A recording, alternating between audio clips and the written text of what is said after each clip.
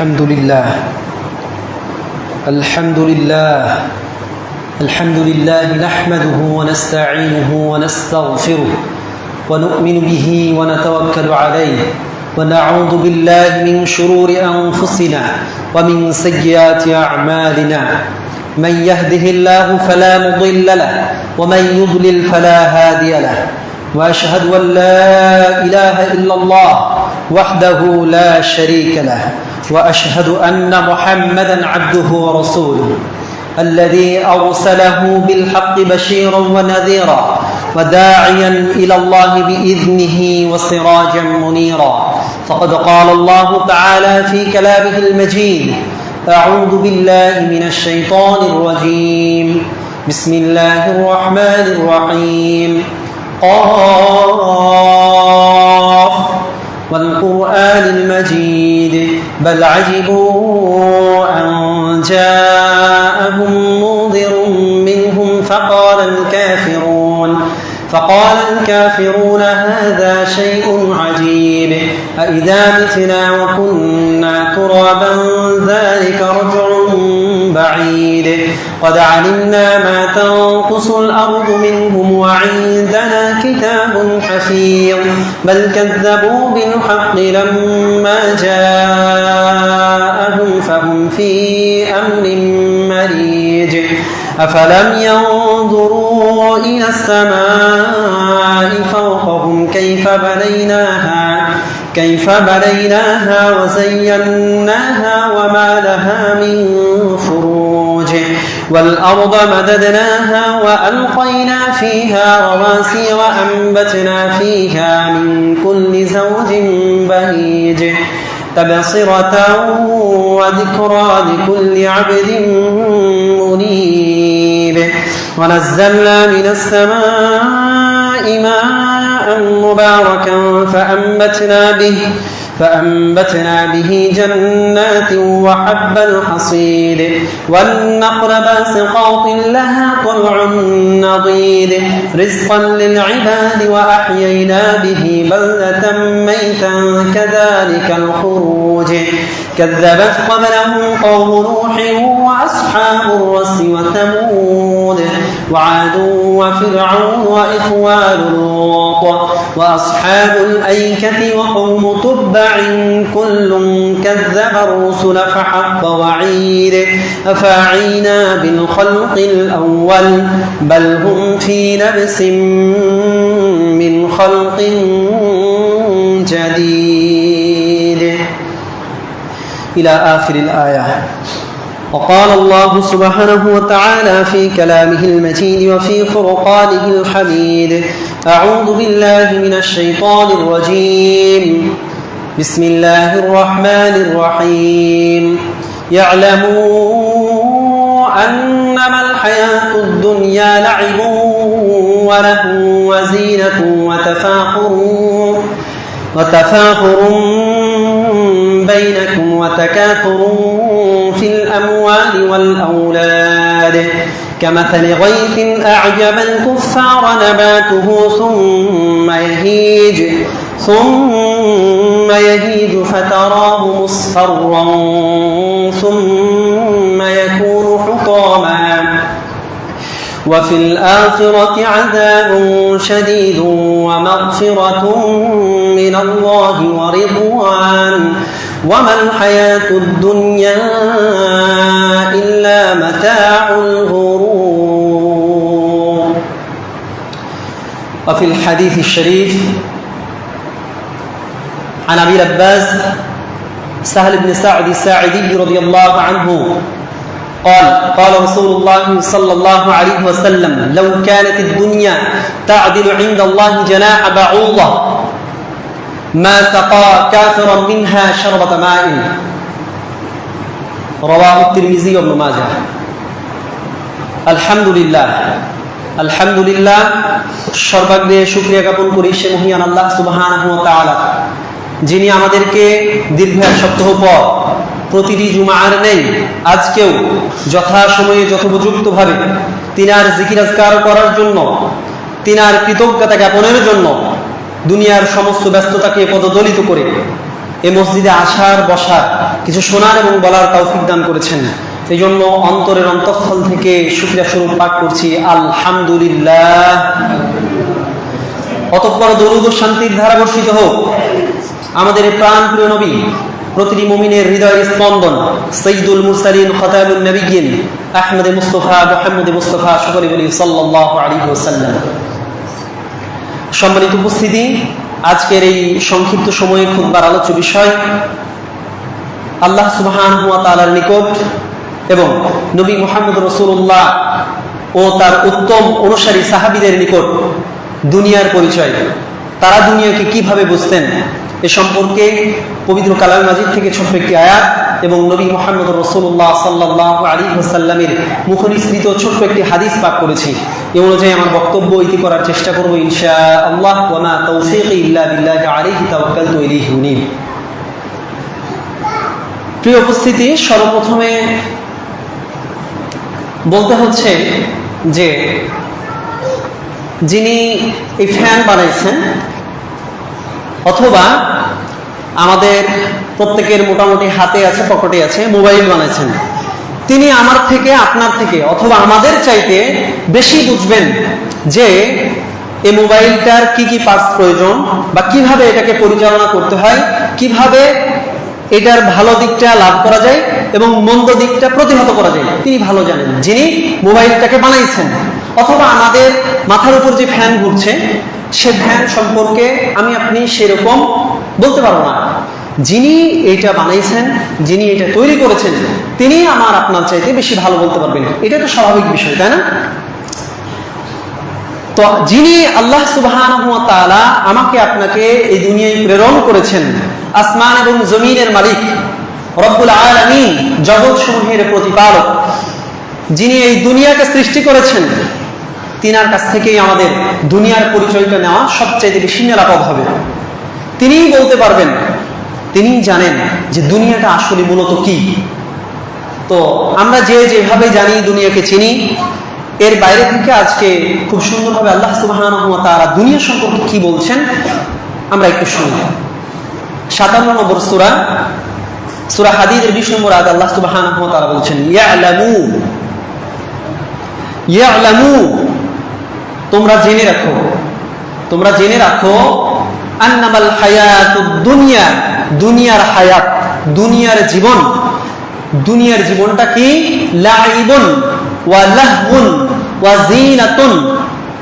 এখানে বেশ কয়েকটি শব্দ, একসাথে 3টা শব্দ আল্লাহ সুবহানাহু ওয়া তাআলা বলছেন।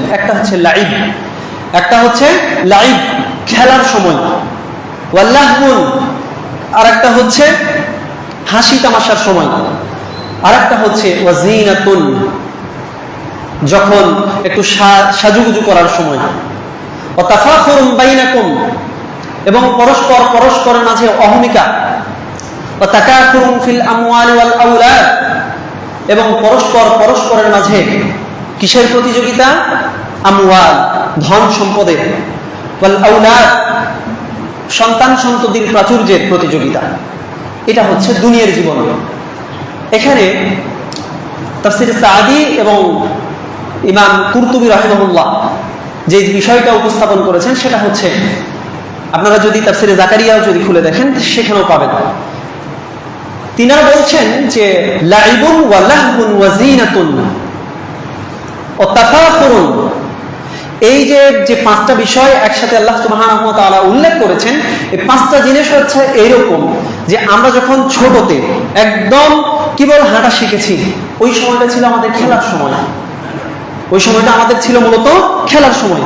তারপরে যখন খেলাধুলা করি, তারপরে একটু মুখের কথা ফুটলো, আব্বা বলি, আম্মা বলি, নানা বলি, মামা বলি, মোটামুটি একটা পর্যায়ে আসলো, ওই সময়টাকে বোঝাচ্ছেন। ওয়াজিনাতুন, এই অবস্থা থেকে তারপরে যখন আল্লাহ সুবহানাহু ওয়া তাআলা বলছেন কি যে লাইবুন লাহবুন ওয়া জিনাতুন, একটু সুন্দর নিজেকে ভালোভাবে উপস্থাপন করা। তারপরে আসতে আর এক স্টেপ, সেটা হচ্ছে যুবক বয়স। সেটা হচ্ছে কি? সেটা হচ্ছে তাফাখুরুম বাইনাকুম, পরস্পরের মাঝে অহংকার অহমিকা ঢুকে যায়।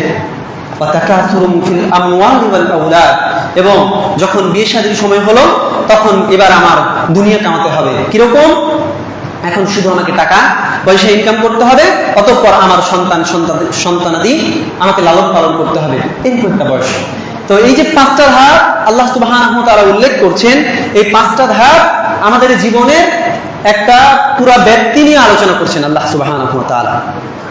আমরা আরো ব্যাখ্যা বিশ্লেষণ শুনবো। আল্লাহ সুবহানাহু ওয়া তাআলা এখানে বলছেন যে এটা হচ্ছে কিরকম জানেন? এটা হচ্ছে কামাথালি গায়থিন আ'জাবাল কুফফার নাবাতুহু সুম্মা ইয়াহিজু ফাতারাহু মুসফাররা। একটা উদাহরণ দিচ্ছেন এখানে যে এটা হচ্ছে এরকম যে কেউ খুব সুন্দরভাবে বৃষ্টির পানিতে চাষাবাদ করলো, খুব সুন্দর হয়েছে ফসলাদি, ফল একদম পরিপক্ক, সবুজ শ্যামলে ভরে গিয়েছে, আলহামদুলিল্লাহ। এমন অবস্থায় সুম্মা ইয়াহিজু, এটা রৌদ্রের জন্য হোক, খরার জন্য হোক, যে কোনো কারণে এটা শুকিয়ে যায়, শুকিয়ে গেল। শুকানোর পর কি হইলো? ফাতারাহু মুসফাররা। আমাকে আপনাকে বলছেন যে ফাতারাহু মুসফাররা, এটা দেখবেন যখন শুকিয়ে যায়, অতিরিক্ত খরা রোদ। কিছুদিন আগেও আমরা দেখেছি, সম্প্রতি যে বিষয়টা ঘটলো, যে বৃষ্টি নাই, পানি নাই, কিছু নাই, আমরা কত কষ্টে, হাহাকার, মরুভূমির মতো অবস্থা। কি হয়েছিল? ফসলগুলো সব মনে হচ্ছে জ্বলে পুড়ে একদম ছারখার হয়ে যাবে, এরকম পরিস্থিতি। আল্লাহ সুবহানাহু ওয়া তাআলা এই উদাহরণটা দিচ্ছেন যে ফসল কি হলো? জ্বলে গেল, পুড়ে গেল। ফাতারাহু মুসফাররা, এটা পিত বর্ণ ধারণ করলো। সুম্মা ইয়াকুনু হুতামা, এটা কি হয়ে গেল? খড়কুটায় পরিণত হয়। সর্বশেষ অবস্থা খড়কুটায় পরিণত হয়। ওয়া ফিল আখিরাতি আযাবুন শাদীদুন ওয়া মাগফিরাতুম মিনাল্লাহি ওয়া রিদওয়ান। আল্লাহ সুবহানাহু ওয়া তাআলা বলছেন, আর আখিরাতে কঠিন শাস্তি, কঠিন আযাবের ব্যবস্থা করা আছে। ওয়া মাগফিরাতুম মিনাল্লাহি ওয়া রিদওয়ান, কাদের জন্য ওই শাস্তির ব্যবস্থা করা হয়েছে? লিল কাফিরিন, যারা কাফের সম্প্রদায়, যারা আল্লাহ সুবহানাহু ওয়া তাআলার দাসত্ব গোলামীকে মেনে নেয়নি, যারা নিজেদের অন্তরের যে কুপ্রবৃত্তি আছে, যে হাওয়া আছে, এই হাওয়ার এই কুপ্রবৃত্তির অনুসরণ করেছে, তাদের জন্য ফিল আখিরাতি আযাবুন শাদীদ, কঠিন আযাব, যন্ত্রণাদায়ক শাস্তি। ওয়া মাগফিরাতুম মিনাল্লাহি ওয়া রিদওয়ান, আর তাদের জন্যই ক্ষমা এবং অনুগ্রহ রয়েছে। লিল মুমিনিন, কাদের জন্য? মুমিনদের জন্য। ওয়ামাল হায়াতুদ দুনিয়া, আর আল্লাহ সুবহানাহু ওয়া তাআলা পরিশেষে বলছেন যে ওয়ামাল হায়াতুদ দুনিয়া, দুনিয়ার জীবনটা কি জানেন? দুনিয়ার জীবনটা হচ্ছে ইল্লা মাতাউল গুরুর, ধোঁকার জিনিস ছাড়া আর কিছুই নয়। এটা কে বললেন? আল্লাহ সুবহানাহু ওয়া তাআলা। কথা বুঝছেন? এটা আল্লাহ সুবহানাহু ওয়া তাআলা কি বললেন? যে দুনিয়াটা হচ্ছে একটা ধোঁকার জায়গা, যেখানে আপনি গেলেই ধোঁকা খাবেন, যেটার সাথে যদি আপনি নিজেকে জড়িয়ে ফেলেন তাহলে আপনি ধোঁকা খাবেন। দুনিয়াকে ঠিক ততটুকু ব্যবহার করতে হবে, যতটুকু না করলেই নয়। যতটুকু আমার পরকালকে ঠিক রাখার জন্য দরকার, ততটুকু আমি দুনিয়াতে আমি ভোগ করব। অতিরিক্ত এর বাইরে থেকে যদি আপনি দুনিয়াকে চিন্তা ভাবনা করি, তবে আমাকে আপনাকে ওই যে অফিল আখিরাতি আযাবুন শাদীদ, পরকালে যাদের জন্য কঠিন আযাব, শাস্তির অপেক্ষা করছে, তাদের মধ্যে আমি আপনিও শামিল হয়ে যেতে পারি, যদি আমার আপনার দাসত্বের যেই স্থান রয়েছে এখান থেকে যদি বের হয়ে যায়। আল্লাহ সুবহানাহু ওয়া তাআলা আমাদেরকে প্রকৃত আল্লাহ সুবহানাহু ওয়া তাআলার গোলাম, দাস হিসেবে কবুল করুন, আমিন। রাসূলুল্লাহ সাল্লাল্লাহু আলাইহি ওয়াসাল্লাম বলছেন যে আল্লাহ সুবহানাহু ওয়া তাআলার কাছে দুনিয়াটা কি রকম। আল্লাহ নিজেই নিজের পরিচয় দিয়েছেন, নিজেই দুনিয়ার পরিচয় দিলেন। দেওয়ার পর প্রখ্যাত সাহাবী عن ابي العباس سهل بن سعد الساعدي رضي الله عنه قال قال رسول الله صلى الله عليه وسلم, সাহল ইবনে সাদ রাদিয়াল্লাহু তাআলা আনহু থেকে বর্ণিত হাদিস, তিনি বলছেন রাসূলুল্লাহ সাল্লাল্লাহু আলাইহি ওয়াসাল্লাম বলেছেন, লাউ কানাতিদ দুনিয়া তা'দিলু ইনদাল্লাহি জানাহা বাউদা মা সাকা কাফিরান মিনহা শারবাতা মা। তিরমিজি শরীফের হাদিস এবং ইবনে মাজাহ রাহিমাহুল্লাহ হাদিসটি বর্ণনা করেছেন। আল্লাহ রাসূল সাল্লাল্লাহু আলাইহি ওয়াসাল্লাম বলছেন যে লাউ কানাতিদ দুনিয়া, যদি দুনিয়া তা'দিলু ইনদাল্লাহি, আল্লাহ সুবহানাহু ওয়া তাআলার কাছে এরকমটা মূল্য হতো, আল্লাহ যদি দুনিয়ার এরকমটা মূল্য দিতেন। কিরকম মূল্য?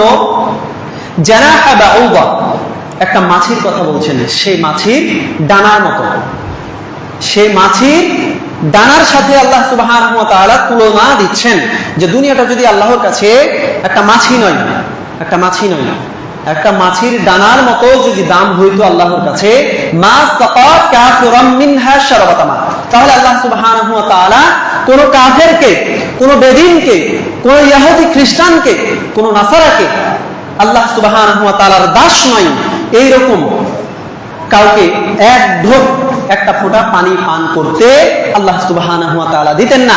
যদি আল্লাহর কাছে দুনিয়ার মূল্যটা কিরকম হইতো, মাছির মতো নয়। মাছির যে ডানা আছে, পাতলা ডানা, যেটা আমার আপনার চোখেও ধরে না, সেই ডানার সাথে তুলনা করছেন যে এরকমটাও যদি আল্লাহর কাছে দুনিয়ার মূল্য হতো, তাহলে যারা আল্লাহ সুবহানাহু ওয়া তাআলার দাস নয়, আল্লাহ সুবহানাহু ওয়া তাআলার গোলাম নয়, আল্লাহ সুবহানাহু ওয়া তাআলার বিধান পালন করে না, এরকম ব্যক্তিকে আল্লাহ একটা ঢোক, একটা ফোঁটাও পানি পান করতে দিতেন না। সুবহানাল্লাহ। আল্লাহর কাছে একটা মাছির তো দূরের কথা, মাছির ডানার সমপরিমাণও দুনিয়ার কোনো মূল্য নাই। দেখেন আল্লাহ সুবহানাহু ওয়া তাআলা কেন বললেন যে মান সাকা কাফিরাম মিনহা শারবাতা মা, একটা ফোঁটাও পানি পান করতে দিতেন না।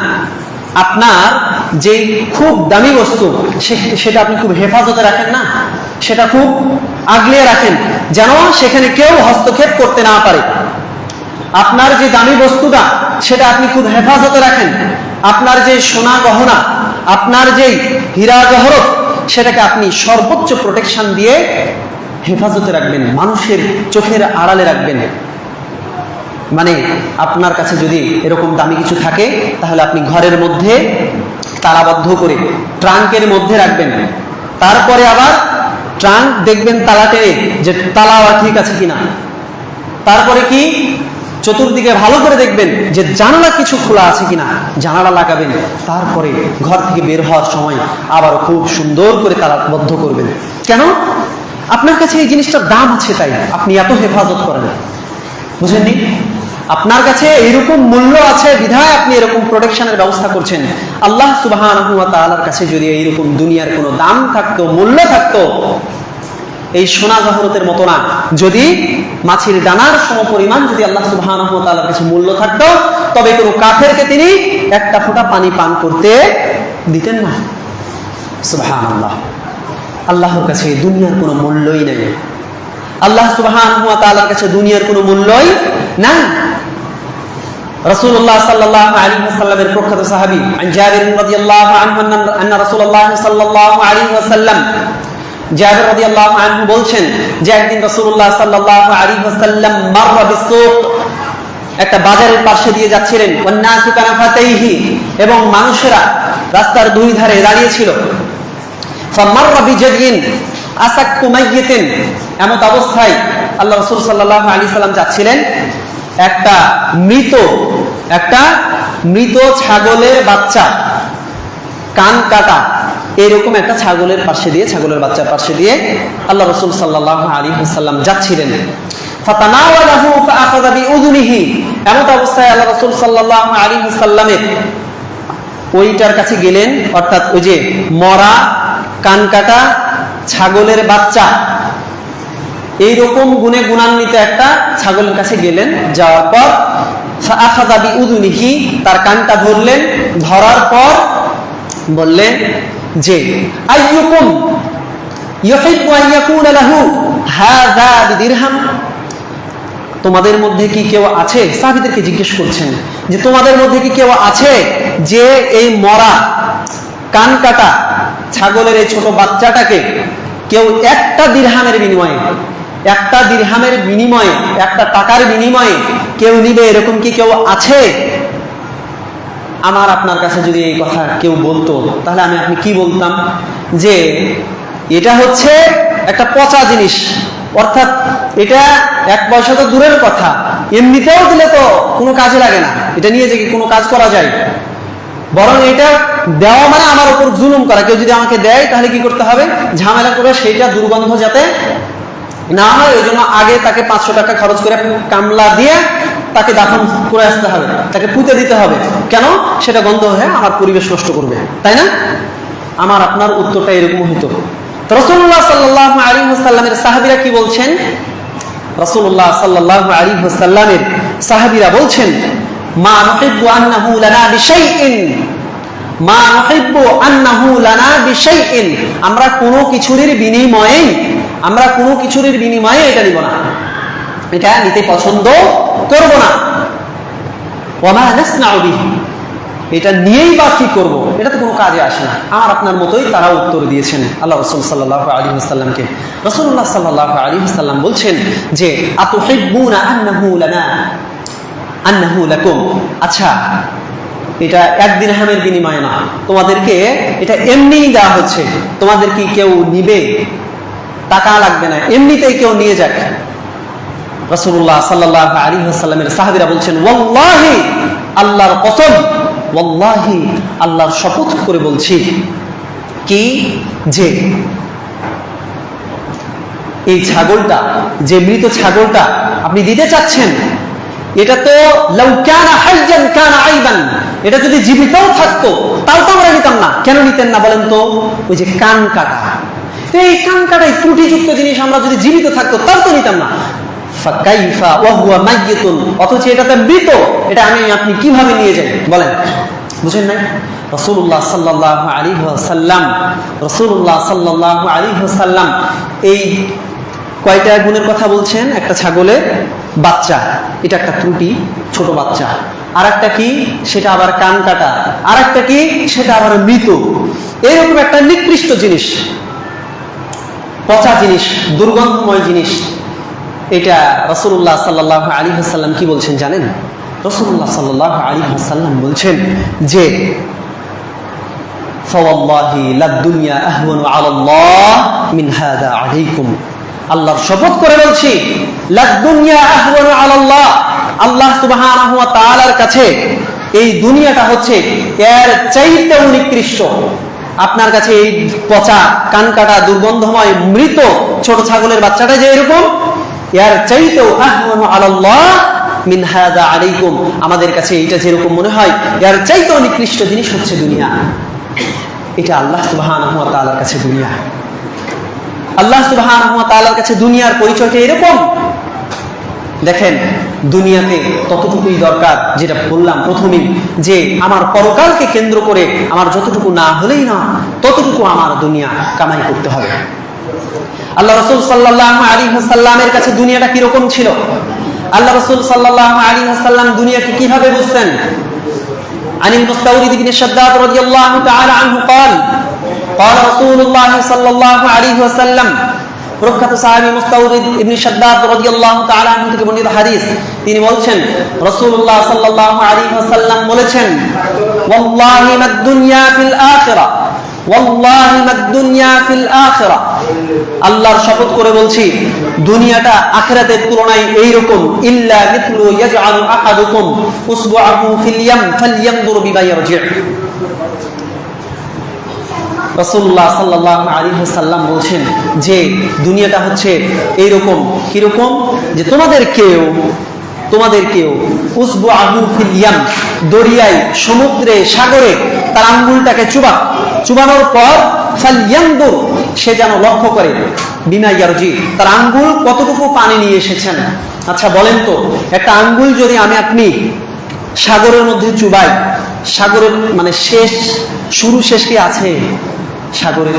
সুবহানাল্লাহ, সেই সাগরের উদাহরণ দিচ্ছেন আল্লাহ সুবহানাহু ওয়া তাআলা। এখানে তিনি কিন্তু বলতে পারতেন যে একটা কূপের মধ্যে, একটা পুকুরের মধ্যে, একটা নদীর মধ্যে, কিন্তু আল্লাহ সুবহানাহু ওয়া তাআলা এমন একটা উদাহরণ নবী মুহাম্মদ রাসূলুল্লাহ সাল্লাল্লাহু আলাইহি ওয়াসাল্লামের মাধ্যমে দিয়ে দিয়েছেন যে তোমাদের কেউ যেন তার আঙ্গুলটাকে চুবাই সমুদ্রের মধ্যে, সাগরের মধ্যে, দরিয়ার মধ্যে, চুবানোর পর সে যেন এখন দেখে ফালইয়ানজুর বিমা ইয়ারজি', সে যেন এখন দেখে তার আঙ্গুল কতটুকু পানি নিয়ে এসেছে। আচ্ছা, আমার আপনার আঙ্গুল কতটুকু পানি নিয়ে আসতে পারে বলেন তো? কোনো পাত্র নাই, কিছু নাই, এর সাথে যে আমি একটা হয়তো বা কিছু আংটা ঝুলে পানি টানবো সেটাও না। রাসূল সাল্লাল্লাহু আলাইহি ওয়াসাল্লাম এই উদাহরণটাই দিচ্ছেন যে আঙ্গুলটাকে চুবানো হলো, চুবানোর পর এবার উঠানো হলো, উঠানোর পর এবার আপনাকে বলছেন যে দেখেন তো আপনার আঙ্গুল কতটুকু পানি নিয়ে আসছে, কয় লিটার হবে পানি, কতটুকু, কয় লিটার মতো নিয়ে আসতে পারবে আঙ্গুলে?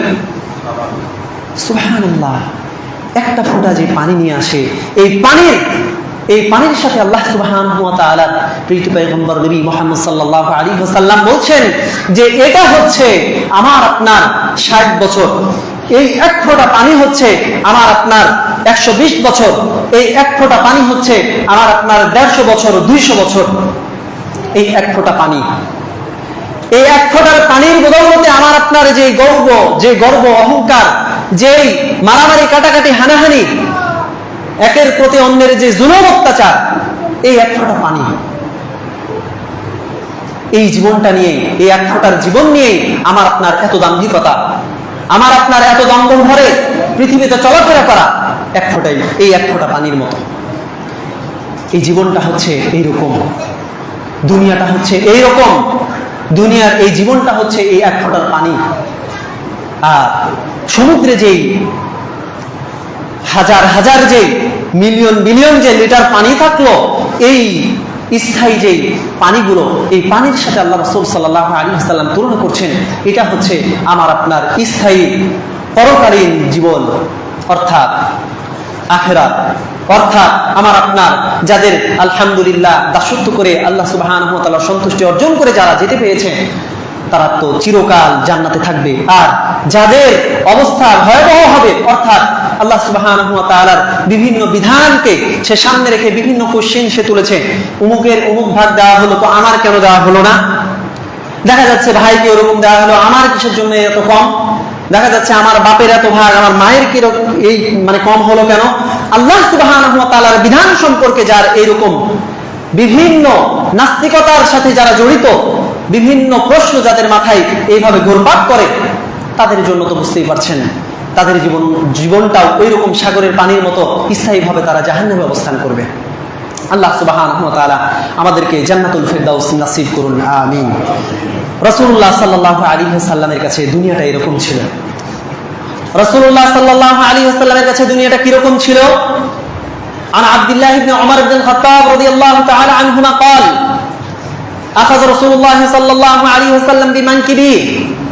রাসূলুল্লাহ সাল্লাল্লাহু আলাইহি ওয়াসাল্লাম একদিন আব্দুল্লাহ ইবনে উমর রাদিয়াল্লাহু তাআলা আনহুমার ঘাড়ে হাত দিলেন, দেওয়ার পর বললেন যে কুন ফিদ দুনিয়া কাআন্নাকা গরীব আও আবিরুস সাবিল, কুন ফিদ দুনিয়া কাআন্নাকা গরীব আও আবিরুস সাবিল, তুমি দুনিয়ায় এমন ভাবে চলাফেরা করো, কাআন্নাকা গরীব, তুমি একজন গরীব, অসহায়, দুস্থ, এরকম ভাবে তুমি দুনিয়ায় চলাফেরা করো।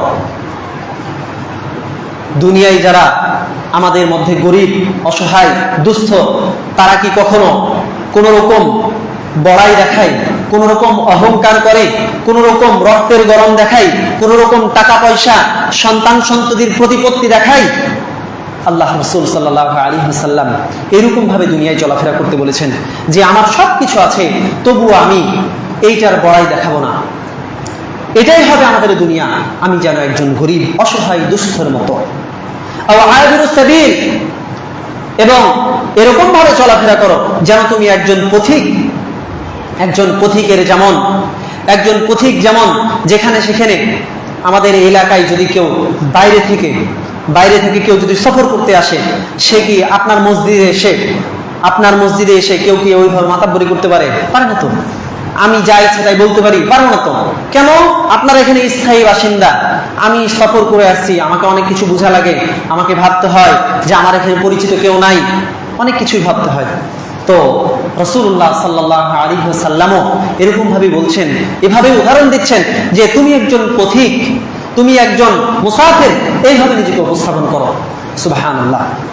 রাসূলুল্লাহ সাল্লাল্লাহু আলাইহি ওয়াসাল্লামের কাছে দুনিয়াটা কিরকম ছিল? রাসূলুল্লাহ সাল্লাল্লাহু আলাইহি ওয়াসাল্লামের জীবনটা ছিল এরকম। عن عبد الله بن مسعود رضي الله عنه قال لا رسول الله صلى الله عليه وسلم على حصير। প্রখ্যাত সাহাবী আব্দুল্লাহ ইবনে মাসউদ রাদিয়াল্লাহু তাআলা আনহু বলছেন যে রাসূলুল্লাহ সাল্লাল্লাহু আলাইহি ওয়াসাল্লাম একদিন ঘুমাইলেন আলা হাসিরিন, তার চাটাইয়ের উপর, তার খেজুর পাতার চাটাইয়ের উপর তিনি ঘুমালেন। ঘুমানোর পর ফাকামা, যখন জাগ্রত হলেন, ওয়াকাদ আথরা ফি জামবিহি, তার পার্শ্বদেশে, তার সাইডে কিছু দাগ পড়লো, কিছু চাটাইয়ে যে ঘুমাইছিলেন এই চাটাইয়ে কিছু দাগ পড়লো। সুবহানাল্লাহ। জিনাত, যেই নবী সাইয়্যিদুল মুরসালিন খতামুন নবিয়্যিন, নবীদের সর্দার, সাইয়্যিদুল আম্বিয়া, এই নবীর জন্য আল্লাহ সুবহানাহু ওয়া তাআলা তার জন্য কত ওয়াসাআত দিয়েছিলেন, কত প্রশস্ততা দিয়েছিলেন, তাকে মানে যা কিছু সে চাইতো তখন সেটা হাজির হয়ে যেত। তখন তিনি ছিলেন মদিনার রাষ্ট্রপতি, প্রধানমন্ত্রী। আজকে আমাদের জীবন যদি আমরা লক্ষ্য করি তাহলে বুঝতে পারবো যে একটু টাকা পয়সা হইলেই মাশাআল্লাহ যখন যা ইচ্ছা তখন তাই হয়ে যায়। গরম লাগছে, এসির ব্যবস্থা, ফ্যানের ব্যবস্থা, আমি হাঁটতে পারছি না, গাড়ির ব্যবস্থা, আনুষঙ্গিক যত দুনিয়াবি ভোগ বিলাসের বিষয়বস্তু আছে সবকিছু আলহামদুলিল্লাহ আমাদের হয়ে যায়। অথচ রাসূলুল্লাহ সাল্লাল্লাহু আলাইহি ওয়াসাল্লামের সকল কিছুই ছিল, থাকার পরেও রাসূলুল্লাহ সাল্লাল্লাহু আলাইহি ওয়াসাল্লামের এইরকম ঘুমাইতে গিয়ে তার সাইডে, তার পাশে এইভাবে দাগ পড়ে যেত।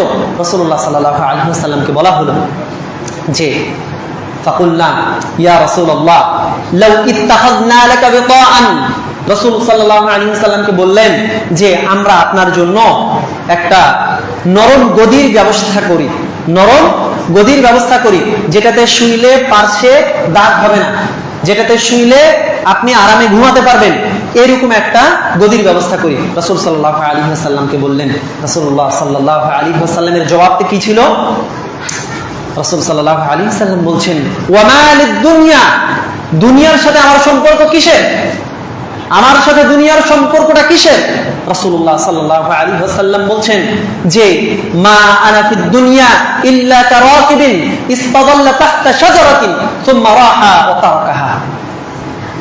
রাসূলুল্লাহ সাল্লাল্লাহু আলাইহি ওয়াসাল্লাম বলছেন যে মা আনা ফিদ দুনিয়া ইল্লা কারাকিবিন, আমি একটা পথচারীর মতো ছাড়া আর কিছুই নই, আমি একজন মুসাফির ছাড়া আর কিছুই নয়।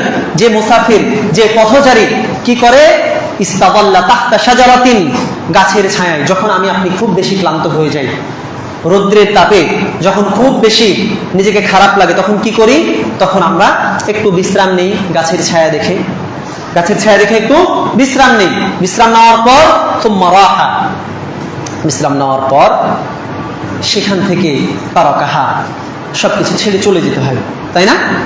দুনিয়ার জীবনটা এরকম যে যখন আমি ক্লান্ত হই তখন একটু গাছের ছায়া দেখে অবস্থান করি, করার পর যখন শরীরটা একটু জোড়াই, আলহামদুলিল্লাহ এবার কি করব? তারাকাহা, সেখান থেকে আমি চলে যাই।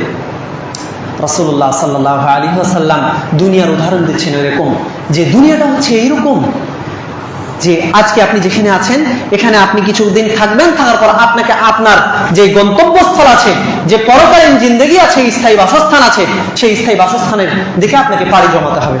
এটা হচ্ছে দুনিয়া। রাসূলুল্লাহ সাল্লাল্লাহু আলাইহি ওয়াসাল্লামের কাছে দুনিয়াটা কিরকম ছিল? রাসূলুল্লাহ সাল্লাল্লাহু আলাইহি ওয়াসাল্লামের প্রখ্যাত সাহাবী আমর ইবনে আল হারিস রাদিয়াল্লাহু তাআলা আনহু, তিনি বলছেন, তিনি কে ছিলেন? আখি জুয়াইরিয়া ইবনে আল হারিস উম্মুল মুমিনিন, আমাদের আম্মা জান জুয়াইরিয়া ইবনে হারিস রাদিয়াল্লাহু তাআলা আনহা, ইনার ভাই ছিলেন আমর ইবনে হারিস। তিনি বলছেন যে রাসূলুল্লাহ সাল্লাল্লাহু আলাইহি ওয়াসাল্লাম যখন মারা গেলেন, তুফি রাসূলুল্লাহ সাল্লাল্লাহু আলাইহি ওয়াসাল্লাম, যখন রাসূলুল্লাহ সাল্লাল্লাহু আলাইহি ওয়াসাল্লাম মারা গেলেন তখন কি মা তারাকা, তিনি কিছুই ছেড়ে যান নাই। দিনারান, একটা দিনার ছেড়ে যান নাই। ওয়ালা দিরহামান, একটা দিরহাম ছেড়ে যান নাই। ওয়ালা আবদান, একটা দাস ছেড়ে যান নাই। ওয়ালা আমাতান, একটা দাসী ছেড়ে যান নাই। ওয়ালা শাইআন, কোনো কিছুই ছেড়ে যান নাই, কোনো কিছুই রেখে যান নাই দুনিয়ার জন্য। তবে বলছেন ইল্লা বাগলাতাহুল বাইদা, তবে একটা সাদা উট রেখে গেছিলেন, আল্লাতী ইয়ারকাবুহা, যেটাতে করে নবী মুহাম্মদ রাসূলুল্লাহ সাল্লাল্লাহু আলাইহি ওয়াসাল্লাম বিভিন্ন জায়গায় যাতায়াত করতেন, এই উটটা রেখে গেছিলেন। আর কি রেখেছিলেন? ওয়াসিলাহু, তার কিছু অস্ত্র সজ্জা ছিল সেগুলো রেখে গিয়েছিলেন। আর কি রেখেছিলেন? ওয়া আরদান, কিছু জমি রেখে গিয়েছিলেন।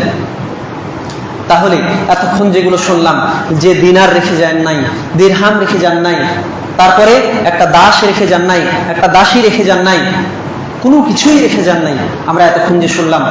আবার বলছেন যে তিনি রেখে গিয়েছিলেন, কি রেখেছিলেন? একটা সাদা গাধা রেখে গিয়েছিলেন, কিছু অস্ত্র রেখে গিয়েছিলেন, কিছু জমি রেখে গিয়েছিলেন। তাহলে এটা কিভাবে কি হইল? রাসূলুল্লাহ সাল্লাল্লাহু আলাইহি ওয়াসাল্লামের সাহাবী বলছেন যে এগুলো যে রেখে গিয়েছিলেন, এগুলো কিসের জন্য? জাআলাহা লিবিনিস সাবিলি সাদাকা, এগুলো সমস্ত কিছু আল্লাহ রাসূল সাল্লাল্লাহু আলাইহি ওয়াসাল্লাম তখন ওসিয়ত করে গিয়েছিলেন যে এগুলোও যেন সাদাকা করে দেওয়া হয়। সুবহানাল্লাহ। দুনিয়ার বিষয়টা বুঝতে পারছেন, রাসূলুল্লাহ সাল্লাল্লাহু আলাইহি ওয়াসাল্লাম কোনো একটা কিছু দুনিয়ার জন্য রেখে যান নাই। সকল কিছু, মানে তিনিই তো হচ্ছেন সবচাইতে জ্ঞানী ব্যক্তি, যিনি দুনিয়াকে শুধুমাত্র পরকালের জন্য ব্যবহার করবে। আমার টাকা পয়সা, আপনি যে টাকা পয়সা রেখে যাচ্ছেন, যে ব্যাংক ব্যালেন্স, বাড়ি গাড়ি রেখে যাচ্ছেন, যে টাকা পয়সা আপনি রেখে যাচ্ছেন আপনার সন্তানের জন্য, এমনও তো হতে পারে আপনার এই সন্তান আপনার এই গচ্ছিত সম্পদ দিয়ে আপনার যে সমস্ত আপনি ওসিয়ত করে গেছেন এগুলো একটাও পালন করলো না। আল্লাহ সুবহানাহু ওয়া তাআলার দাসত্ব গোলামি থেকে বের হয়ে সে নিজের ইচ্ছা মতো স্বাধীন চেতা হয়ে বিভিন্ন অন্যায় অপকর্মে লিপ্ত হয়ে আপনার পরকালীন যে বোঝা আছে সেটা আরো বাড়িয়ে দিল, আপনাকে ক্ষতিগ্রস্তের অন্তর্ভুক্ত করলো। এরকম কি হতে পারে না? রাসূলুল্লাহ সাল্লাল্লাহু আলাইহি ওয়াসাল্লামের জীবনাদর্শের মধ্যে মুমিনের জন্য রয়েছে প্রকৃত শিক্ষা। প্রত্যেকটি মুমিনের কর্তব্য হবে পরকালকে সামনে রেখে আমি যে টাকা পয়সা জমাচ্ছি সেটা যেন আমার পরকাল কেন্দ্রিক হয়। আমি যে জমি জায়গাটা কিনছি এটাও যেন পরকালীন কেন্দ্রিক হয়। আমি আমার যে সন্তানকে প্রতিপালন করছি এটাও যেন পরকালীন কেন্দ্রিক হয়। আমি যে বিবাহ শাদী করছি এটাও যেন আমার পরকাল কেন্দ্রিক হয়।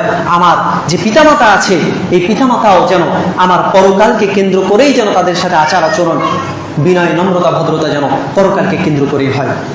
কেননা আপনি যে সন্তানের জন্য রেখে যাচ্ছেন সে সন্তান আপনাকে কিয়ামতের দিন আপনাকে থেকে পালাবে, আপনাকে রেখে পালাবে। আপনার যে পিতামাতার জন্য আপনি সবকিছু হয়তোবা আদর করে খুব সম্মান করে রেখে যাচ্ছেন, সে পিতামাতাও আপনাকে কিয়ামতের দিন আপনার দিকে তাকাবে না। আপনার যে ভাইয়ের জন্য আজকে রক্তপাত খুনাখুনি করছেন, ভাইয়ের সম্মান ঠিক রাখার জন্য, ভাইকে বাঁচানোর জন্য অন্যের প্রতি জুলুম করছেন, সে ভাইও আপনাকে সেই দিন আপনার থেকে পালাবে। যেমনটি আল্লাহ সুবহানাহু ওয়া তাআলা ৮০ নম্বর সূরা আবাসার সূরাতুল আবাসার মধ্যে ৩৩ থেকে ৩৬ নম্বর আয়াতের মধ্যে বলছেন, ফাইদা জাআতিস সাখা ইয়াউমা ইয়াফিরুল মারউ মিন আখিহি, যেদিন কিয়ামতের দিন ঘনিয়ে আসবে সেই কিয়ামতের মুহূর্তে আল্লাহ সুবহানাহু ওয়া তাআলা বলছেন যে ইয়াউমা ইয়াফিরুল মারউ মিন আখিহি, আপনার ভাই পালাবে, ওয়া উম্মিহি ওয়া আবি, আপনার মা পালাবে, আপনার পিতা পালাবে। যে মা আপনাকে ছাড়া একটু কিছু কল্পনা করতে পারতো না, যে বাপ আপনাকে ছাড়া একটু কিছু কল্পনা করতে পারতো না, যে ভাইয়ের সাথে গলা ধরে একসাথে শুয়ে থাকতেন সে ভাই পালাবে, সে পিতামাতা পালাবে। অসাহিবাতিহি ওয়া বানি, যে অর্ধাঙ্গিনী আপনাকে ছাড়া দ্বিতীয় কোনো কিছু চিন্তা করতে পারতো না সে অর্ধাঙ্গিনীও আপনাকে রেখে পালাবে। যে সন্তানের জন্য আপনি দুনিয়ার সমস্ত কিছুকে বিসর্জন দিয়েছেন সে সন্তানও আপনাকে ছেড়ে পালাবে কিয়ামতের দিন। এই জন্য সেই ভয়াবহ দিনকে সামনে রেখে আমাদের যেন পুঁজি, আমাদের যেন পাথেয় সঞ্চয় করতে পারে। আল্লাহ সুবহানাহু ওয়া তাআলা আমাদেরকে সেটা তৌফিক দান করুন, আমিন। রাসূলুল্লাহ সাল্লাল্লাহু আলাইহি ওয়াসাল্লামের প্রখ্যাত সাহাবী মুসআব ইবনে উমাইর রাদিয়াল্লাহু তাআলা আনহু যখন মারা যান, মুসআব ইবনে উমাইর রাদিয়াল্লাহু তাআলা আনহু যখন মারা যান তখন তার অবস্থাটা ছিল এরকম কি, উহুদের যুদ্ধে মুসআব ইবনে উমাইর রাদিয়াল্লাহু আনহু মারা গেলেন। যাওয়ার পর তাকে দাফনস্থ করতে হবে, তাকে দাফন করতে হবে। রাসূলুল্লাহ সাল্লাল্লাহু আলাইহি ওয়াসাল্লাম আদেশ করলেন তাকে যেন দাফন করা হয়। সাহাবীরা এমত অবস্থায় তার শুধুমাত্র তারাকা নামিরাতিন, তিনি শুধুমাত্র একটাই চাদর রেখে গিয়েছিলেন মুসআব ইবনে উমাইর, অথচ তিনি কিন্তু জান্নাতুল ফিরদাউসের একজন মেহমান, যার দাম আমার আপনার কোটিপতি বাড়ি গাড়ি যাদের আছে তাদের চাইতে অনেক অনেক অনেক গুণে উঠছে। সেই মুসআব ইবনে উমাইর রাদিয়াল্লাহু তাআলা আনহু কথা বলছেন যে তিনি শুধুমাত্র মরার সময় একটা চাদর রেখে গিয়েছিলেন, একটা ডোরা কাটা চাদর রেখে গিয়েছিলেন। এখন চাদরটা কিরকম, চাদরটার বর্ণনা দিচ্ছেন যে রাসূলুল্লাহ সাল্লাল্লাহু আলাইহি ওয়াসাল্লাম বলছেন যে এটা দিয়ে ঢেকে দাও। ফাকুন্না ইযা গাত্তাইনা বিহা রাসতাহু ফাইযা কুন্না গাত্তাইনা বিহা রাসতাহু, যখন আমরা, সাহাবীরা বলছেন যে যখন আমরা এটা দিয়ে তার মাথা ঢেকে দিলাম, বাদাত রিজলাহু, তার পাটা প্রকাশ পেয়ে গেল। মানে এই যখন মাথা ঢেকেছে তখন তার পা পর্যন্ত ওই চাদরটা পৌঁছে নেন, পা পর্যন্ত চাদরটা পৌঁছায় নেন, তার পা দেখা যাচ্ছে। এবার তারা করলেন কি যে এবার পায়ের দিকটা ঢেকে দিলেন, চাদরটা টেনে পায়ের দিকটা ঢেকে দিলেন। এবার মাথা উদাম হয়ে গেল, মাথা প্রকাশ পেয়ে গেল, মাথা দেখা যাচ্ছে। রাসূলুল্লাহ সাল্লাল্লাহু আলাইহি ওয়াসাল্লাম ফাআমারা রাসূলুল্লাহ সাল্লাল্লাহু আলাইহি ওয়াসাল্লাম আন নুগাত্তি রাসাহু, রাসূলুল্লাহ সাল্লাল্লাহু আলাইহি ওয়াসাল্লাম আদেশ করলেন যে আমরা যেন কি করি, সাহাবী বলছেন যে আমরা যেন তার মাথাটা ঢেকে দেই, আমরা যেন তার মাথাটা ঢেকে দেই এবং পা যেন আমরা ইজখির ঘাস দ্বারা ঢেকে দেই। সুবহানাল্লাহ।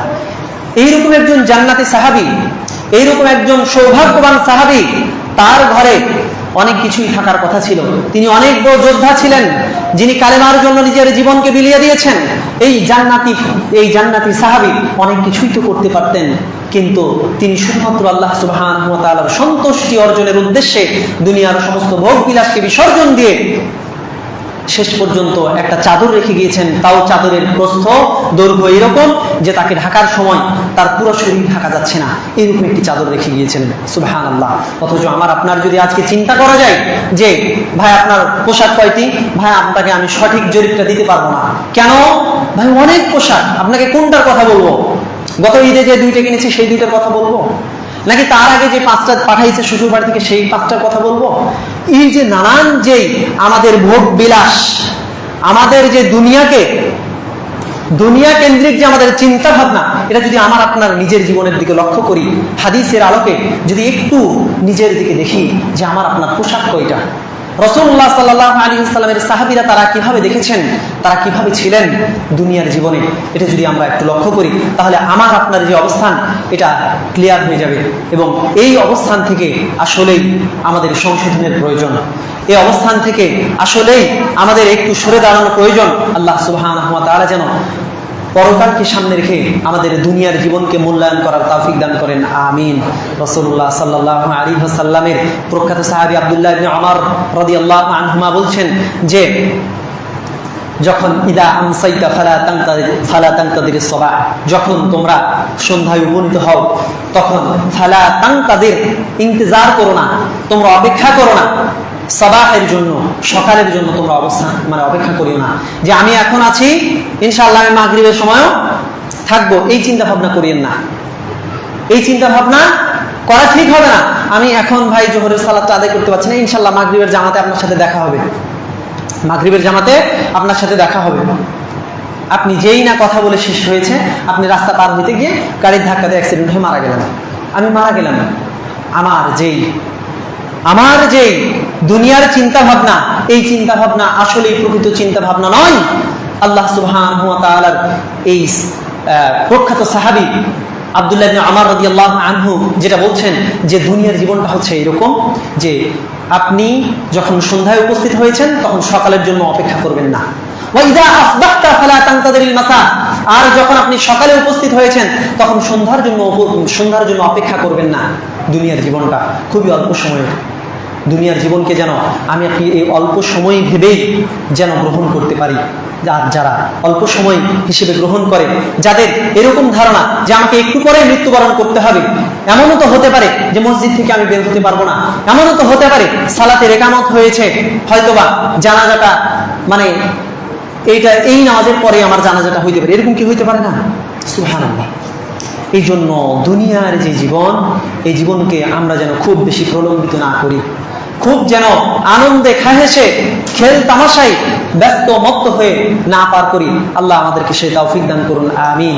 দুনিয়া আল্লাহ রাসূল সাল্লাল্লাহু আলাইহি ওয়াসাল্লাম, আল্লাহ সুবহানাহু ওয়া তাআলা এবং নবী মুহাম্মদ রাসূলুল্লাহ সাল্লাল্লাহু আলাইহি ওয়াসাল্লামের সাহাবীরা যেভাবে দুনিয়াকে দেখেছেন, আমরাও যেন তাদের অনুসারী হয়ে, আমরাও যেন আমাদের সেই সালাফদের অনুসারী হয়ে এই দুনিয়াকে সেভাবে মূল্যায়ন করতে পারি। আল্লাহ আমাদেরকে সেই তৌফিক দান করুন, আমিন। সর্বোপরি আজকে খুতবার আলোচনায় যা বলা হলো, আমি সহ আমাদের প্রত্যেকেই যেন আল্লাহ সুবহানাহু ওয়া তাআলা যথাযথভাবে পুঙ্খানুপুঙ্খরূপে যেন জীবনে বাস্তবায়ন করার তৌফিক দান করেন, আমিন। সুবহানাকাল্লাহুম্মা ওয়া বিহামদিক, আশহাদু আল্লা ইলাহা ইল্লা আনতা, আস্তাগফিরুকা ওয়া আতুবু ইলাইক।